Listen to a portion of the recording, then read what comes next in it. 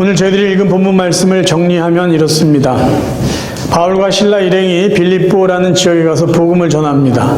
그런데 점을 잘 치는 귀신이 어느 여종에게 들어갔어요. 그러니까 이 귀신은 미래를 좀 보는 것 같아요. 그래서 사람들이 앞으로 무슨 일이 일어날 것 같냐 그러면 여종에게 들린 귀신이 여종을 통해서 말하는 거죠. 그러니까 사람들이 앞으로 일어난 일을 잘 가르쳐줘요. 그 여종 때문에 여종의 주인 몇 명이 돈벌이가 참 잘 됐어요. 자기 여종만 데려가면 사람들이 궁금한 거 물어보면 자기 여종에게 들린 귀신이 그걸 다 가르쳐 주니까.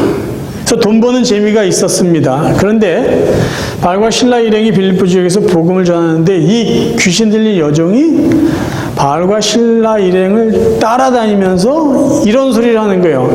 이 사람들은 하나님의 종들입니다. 이 사람들이 당신에게 구원의 길을 가르쳐 줍니다. 이 소리를요 계속 따라다니면서 하는 거예요. 얼마나 그 소리를 많이 했는지 바울이 복음을 전하는데 방해를 받습니다. 그래서 바울이 그 여종이 불쌍한 것도 있지만 복음을 전하는데 귀찮으니까 그 여종에게 들린 점치는 귀신을 쫓아내 줍니다.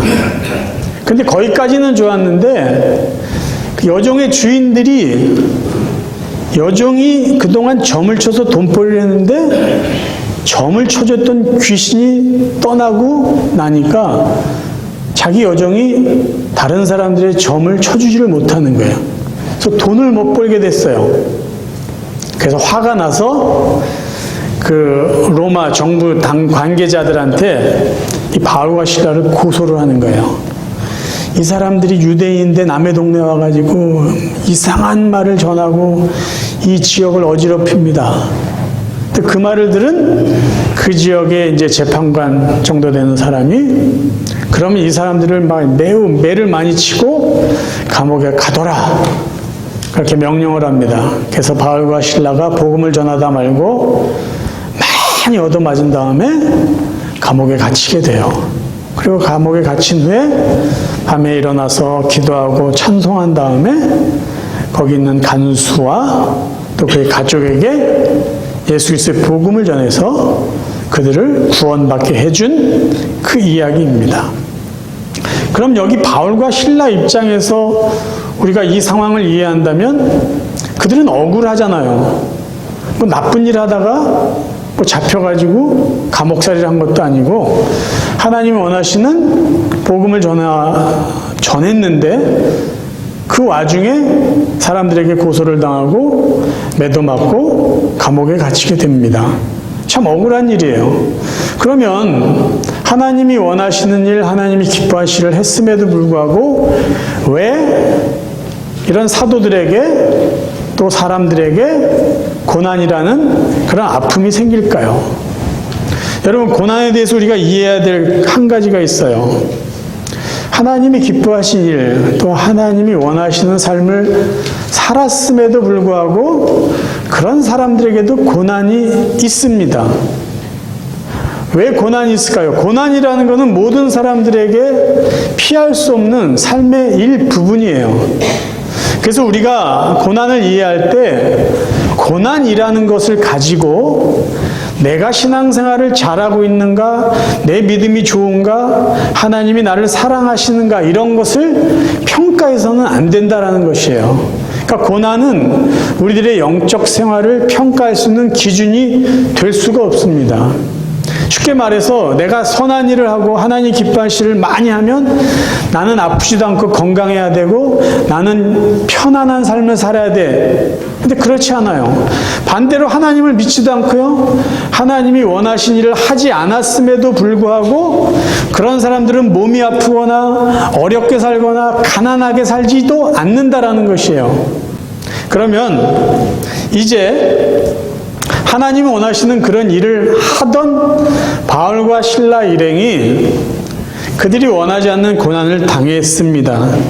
그럼 이들은 무슨 기도를 했을까요? 그들이 이런 상황 속에서 하나님 앞에 어떤 기도를 했을까요? 우리가 기도하는 내용, 기도에 대해서 가지고 있는 선입견이 있습니다.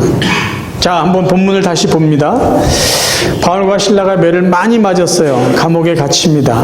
그리고 성경 본문에 보면 밤중에 그들이 깨어나서 하나님 앞에 기도하고 찬송했다라고 말합니다. 그리고 그들의 기도와 찬송을 그곳에 있었던 다른 죄수들도 들었다고 이야기를 해요. 그런데 갑자기 그 감옥 터에 지진이 생기고 감옥 문이 열리고 손발을 묶고 있었던 이 쇠사슬이 다 풀어졌어요. 자, 우리가 여기서 생각하고 있는 기도에 대한 선입견이 뭘까요? 아, 바울과 기도는 이런 기도를 했을 거야 라는 생각이에요. 이런 기도는 어떤 기도일까요? 우리가 생각하고 있는 바울과 실라의 기도 내용은 이런 것이에요. 하나님, 제가 억울하게 감옥에 왔습니다. 이 발목이 다 쇠사슬에 묶여 있습니다. 하나님이 어려운 상황을 풀어주시고 우리를 감옥에서 나갈 수 있게 해주십시오. 우리는 이런 기도를 했다고 이해하고 싶고 그렇게 이 본문을 해석하고 싶어 합니다. 그러면 만약에 우리가 생각하는 바울의 기도가 고난이 없어지는 것일 거다라고 이해하고 해석을 했다면 우리 스스로 모순에 빠져요. 바울이 그의 신앙을 평가하는 기준은 뭘까요? 그의 삶에 고난이 없어야 되는 거예요. 그렇죠? 그러니까 바울이 정말 위대한 사도였다. 복음을 전하는 걸 하나님이 기뻐하셨다. 그러면 바울의 삶에 고난이 없었어야 돼요. 우리가 알듯이 바울의 삶에는요, 수많은 고난이 있었습니다. 그럼 바울과 실라는 무슨 기도를 했을까요? 우리의 선입견을 버리고 다시 한번 본문을 읽어보면은 그들이 무엇을 기도했는지를 짐작할 수 있어요. 어떤 때냐? 옥문이 열렸어요. 착고가 다 풀렸어요. 그 이후에 바울과 실라의 행동을 보면 아, 이분들은 아마도 이런 기도를 했겠구나라고 우리가 생각할 수 있는 거예요. 16장 26절부터 제가 읽어드리겠습니다. 이에 갑자기 큰 지진이 나서 옥토가 움직이고 문이 곧다 열리며 모든 사람의 매인 것이 다 벗어진지라. 간수가 자다가 깨어 옥문들이 열린 것을 보고 죄수들이 도망한 줄 생각하고 칼을 빼어 자결하려 하거늘 바울이 크게 소리질러 이르되 내 몸을 상하지 말라. 우리가 다 여기 있노라. 자, 바울과 실라가 우리가 생각했던 기도의 선입견대로라면은 옥문이 열리고 도망갈 수 있게 해주세요 라고 했을 거예요. 근데 옥문이 열렸어요. 지진이 나가지고 이 쇠사슬이 다 풀어졌어요. 근데 바울과 실라 어떻게 했는지 아세요? 다 여기 있다고 그랬어요. 더 놀라운 건 뭐냐면 바울과 실라 일행뿐만 아니라 다른 죄수들도 그 자리에 그대로 있었다는 거예요. 왜 그랬을까요? 여기서 한 가지 먼저 정리하고 넘어갈게요. 27절에 간수가 자다가 일어나서 죄수들이 도망한 줄 알고 칼을 빼어 자결하려고 합니다. 왜 그랬냐 하면요, 당시 로마 법에는 간수가 죄수를 지키다가 그 죄수가 도망하면은 죄수가 치러야 될 형량을 간수가 대신 지불해야 돼요. 그러니까 여기서 간수가 자살을 하려고 했다라는 것은 그 감옥에 있는 죄수 중에는 사형수가 있었다라는 거예요. 그러니까 그 감옥은 중범죄자들이 있었던 감옥이라는 것을 우리가 알 수가 있습니다. 자, 그럼 다시요. 바울 일행은 왜 감옥에서 빠져나오지 않고 그대로 있었을까요? 기본적으로 바울과 실라가 기도한 내용은 하나님 우리를 감옥에서 빨리 나가게 해주십시오. 이 기도는 아니었다라는 게 여기서 성립이 됩니다. 그렇죠? 그럼 왜 안 나갔고 그대로 있었느냐라는 거예요. 저는 이 부분을 이렇게 해석합니다. 바울과 실라가 감옥에 그대로 있었던 이유는 그곳에 있는 사람들에게 복음을 전하기 위해서였다라는 거죠. 그것을 뒷받침해 줄 수 있는 이유는 거기에 있는 죄수들, 살인자들도 있었을 것이요, 사형수도 있었을 것이요, 그들이 도망치지 않고 그대로 있었다는 거예요. 그럼 왜 그들이 도망치지 않아요? 이렇게 좋은 기회인데. 그들은 이미 조금 전부터 바울과 실라가 저렇게 많은 매를 맞고 억울하게 들어왔는데도 하나님 앞에 기도하는 소리를 들었어요. 하나님께 찬양하는 소리를 들었어요. 바울과 실라가 기도한 것 자기들만 아는 조용한 기도를 했을까요? 자기들 귀에만 들리는 조용한 찬양을 했을까요? 아니에요. 분명히 본문에는 죄수들이 들었다고 되어 있어요. 바울과 실라의 기도에는요, 복음이 담겨 있었던 거죠. 그래서 이 사형수가 잠시 도망쳐서 자유의 몸으로 도망자로 사는 것보다는 참된 영생을 얻고 구원을 받고 싶었기 때문에 이들이 그대로 그 감옥에 남아 있었던 거예요. 왜? 저 바울이라는 사람을 통해서 복음을 듣고 구원을 받고 싶었기 때문이에요.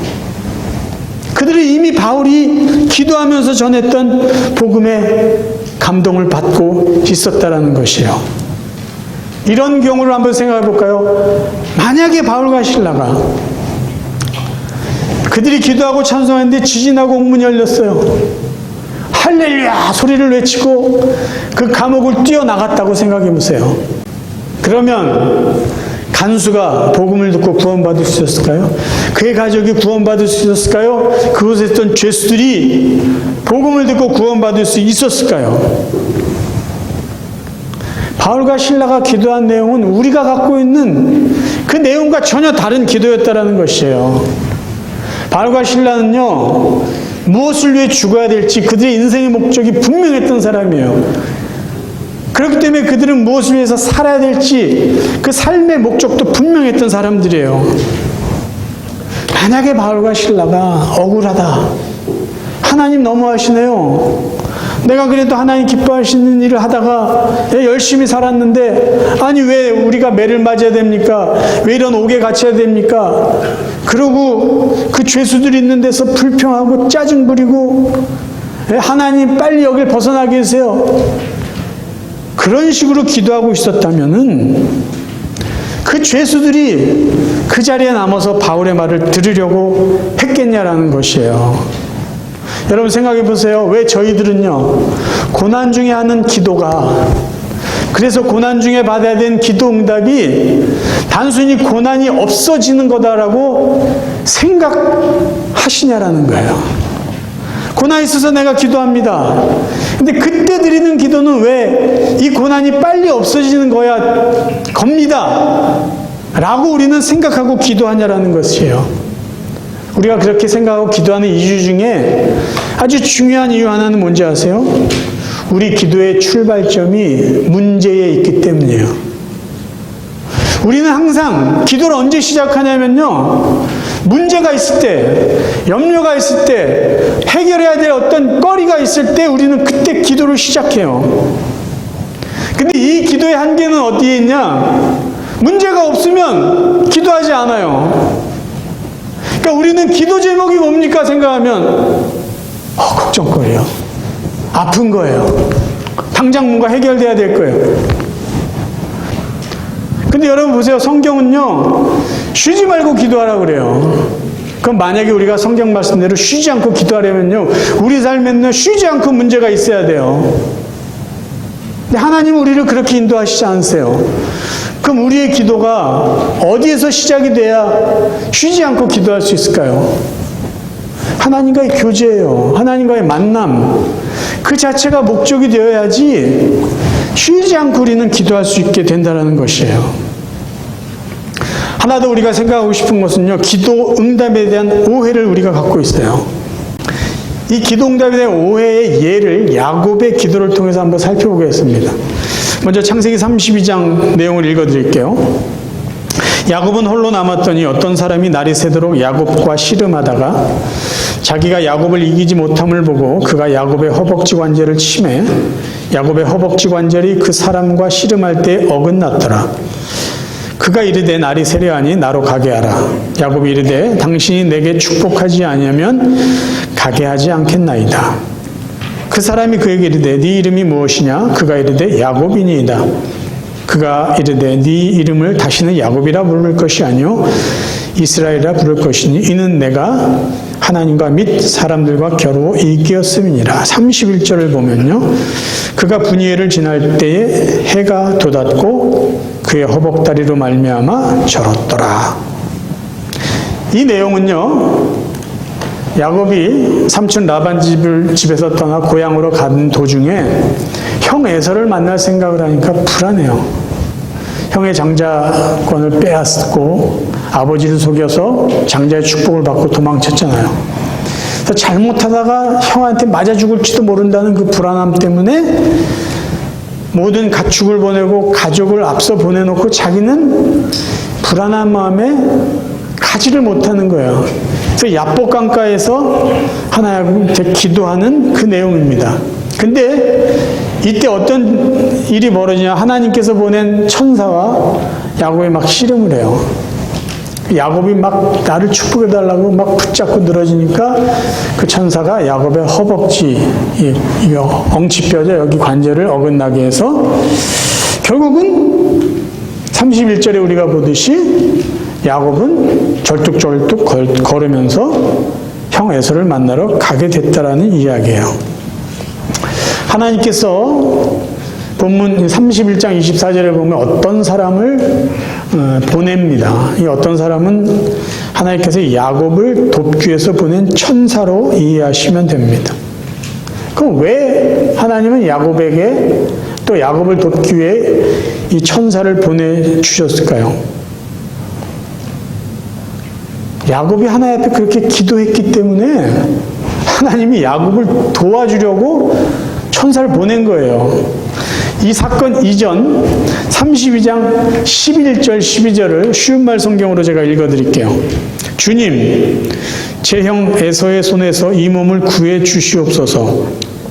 형 에서가 저를 공격하여 제 아내들과 자식을 죽일까 두렵습니다. 주께서는 분명히 이 종이 하는 일마다 모두 잘 되게 해주시겠다고 약속하셨습니다. 또 바닷가에 널려있는 모래만큼이나 셀 수 없을 정도로 제 후손이 불어나게 해주시겠다고 약속하셨습니다. 야곱이요, 거기 가기 전에 하나님 앞에 이렇게 기도를 했어요. 그래서 하나님이 야곱의 기도를 듣고 야곱을 도와주기 위해서 사람을 보낸 거예요. 근데 야곱은 이미 자기의 기도가 응답된 줄 모르고 여전히 불안해하고 불필요한 힘을 누구에게 썼냐 하면 하나님이 자기를 도와주려고 보낸 그 사람에게 불필요한 힘을 썼어요. 그럼 이 천사, 하나님이 보낸 사람 이 천사가 왜 야곱의 허벅지 그 뼈를 쳤을까요? 야곱의 힘을 빼기 위해서요. 생각해 보세요. 도와주러 온 사람을 붙잡고 놔주질 않는 거예요. 그리고 야곱이 뭐라 그러는지 아세요? 도와달라고 그러는 거예요. 날 좀 도와주세요. 그러니까 그 사람이 그러는 거죠. 그래, 알았어. 도와줄 테니까 놔. 근데 야곱은 날 좀 도와달라니까요. 그 사람이 알았으니까 놔. 밤이 맞도록 야곱이 그 짓을 하고 있는 거예요. 도와줄 테니까 놔 좀. 야곱이 안 놔줘요. 그러니까 이 사람이 화가 났죠. 그래서 야곱의 힘을 빼려고 이 뼈를 쳐버렸어요. 네가 가만히 있어야 내가 도와줄 거 아니야. 근데 결국은 도와주지도 못하고 하나님 보낸 천사가 떠났습니다. 자, 여기서 우리가 갖고 있는 기도 응답에 대한 오해가 있어요. 우리는 종종 어떤 분들은 이렇게 설교를 해요. 야곱이 야복강가에서 기도했던 것처럼 하나님 앞에 간절히 기도하라는 거죠.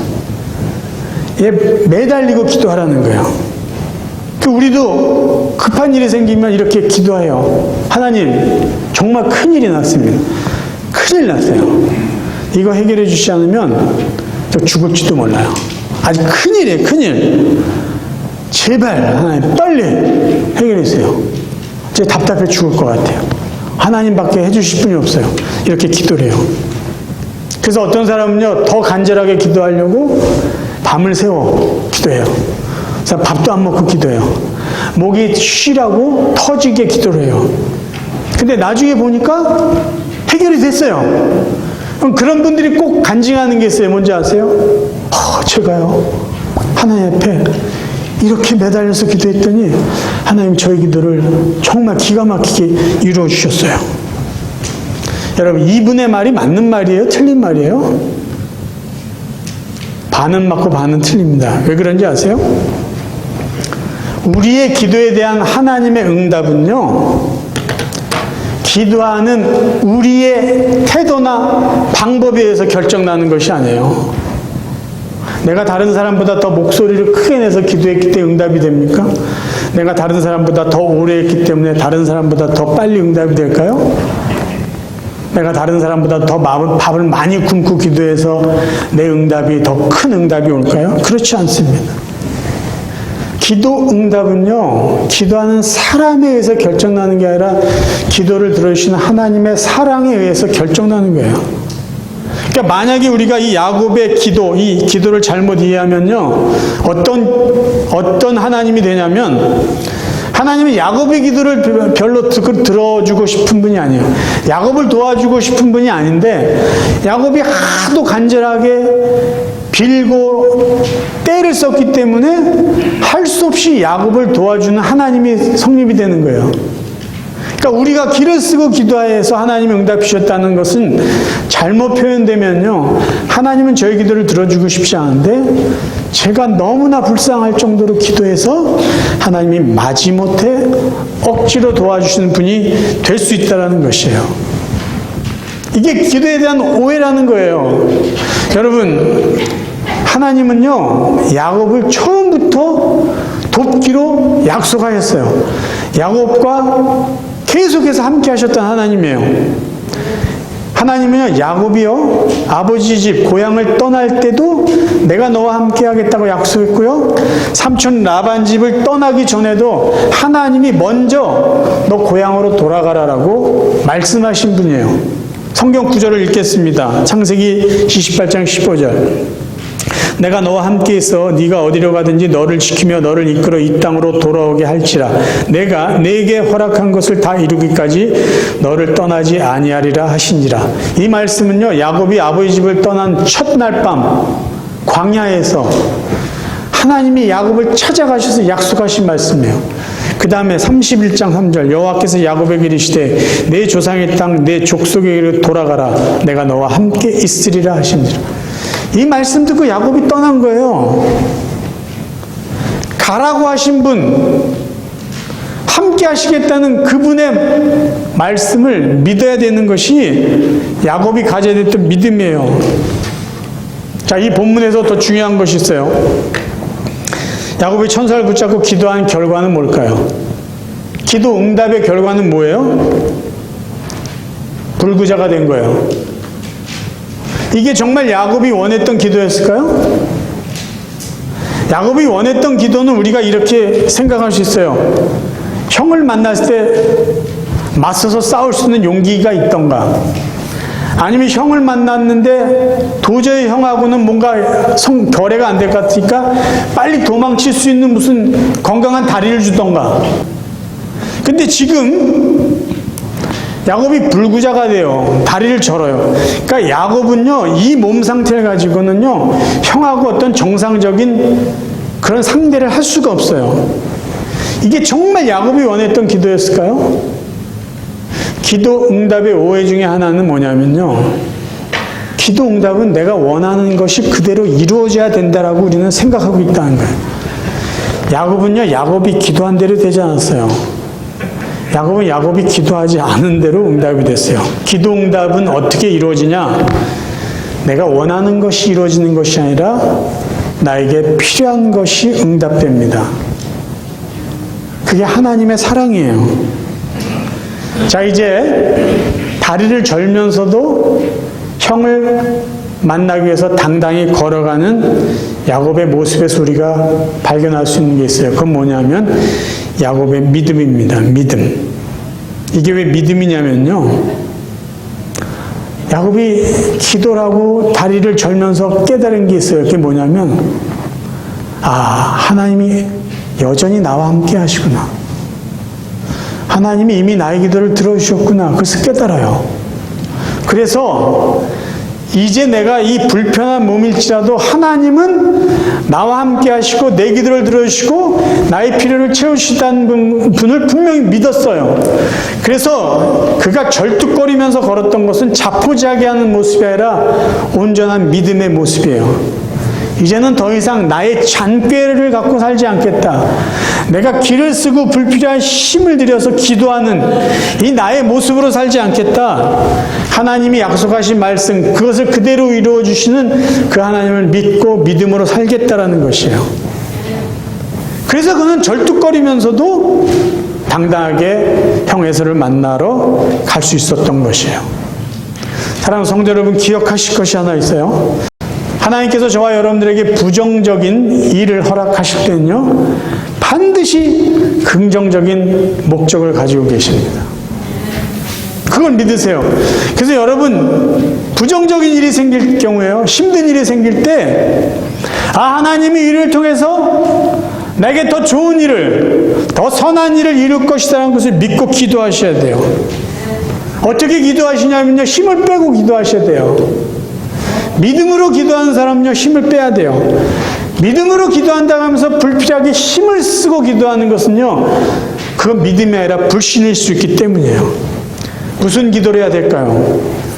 이 부정적인 일이 빨리 없어지게 해서요, 이 기도가 아니라 하나님이 부정적인 일을 통해서 하나님이 이루실 긍정적인 일을 기대합니다.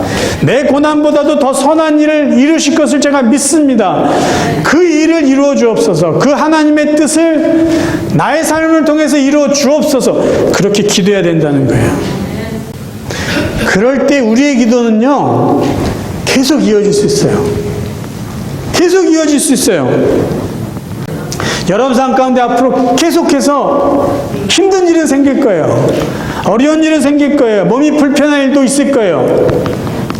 그건 여러분의 신앙 상태와 상관없이 모든 사람에게 있는 필연적인 일들이에요.